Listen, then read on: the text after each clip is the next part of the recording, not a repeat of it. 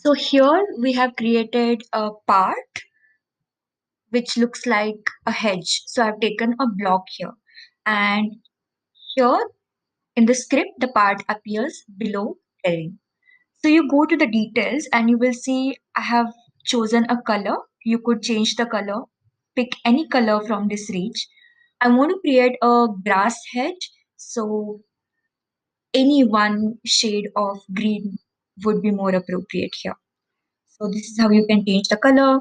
Then you can decide whether you want the block to cast a shadow or not. So if I tick it, then you will see a shadow appearing on this side. And if you don't want the shadow, then you can untick. Then there is a material. So I have chosen material as grass. I want it to be a grass hedge. There are many other sorts of materials available like cobblestone, concrete, even plastic, and there is a lot of variety here. There is also ice, and uh, the more appropriate color for ice would be either a shade of blue or white. So for now, I'm choosing grass, and if you go closer, then you will see the texture of this is more like a grass, right?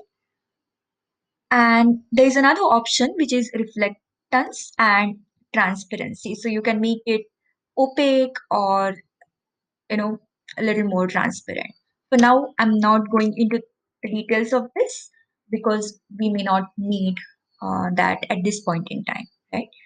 Now, so there is another option called anchor, which appears right here in the behavior. So let's try to understand what does that mean. Anchored and can collide and achievable. So let me untick the first part and take the rest of the two. So let's see what anchored part does in the behavior. Uh, let's test it out first. I'll get my player in the field and we can get started with tasting the little bit code that we have done here. So loading, and here it comes. So you can operate your player and scan the camera using arrow keys or even these AWED keys. I'm using arrow keys, and as I'm approaching this hedge, as you can see, I have knocked it down.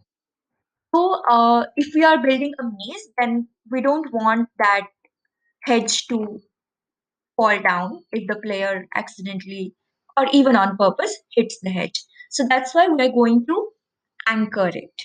So here, if we take this anchored part and let's check if this works, if the hedge stays anchored.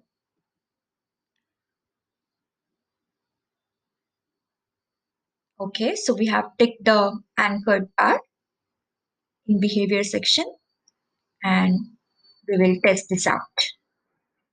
So it was going in the opposite direction.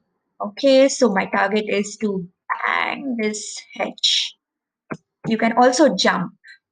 You can jump and apply more force. So spacebar key is used to. So she's jumping. She's also trying to knock that hedge over. But now, since that wall is anchored, it's not going to fall. So that's what that option of anchoring any object would do.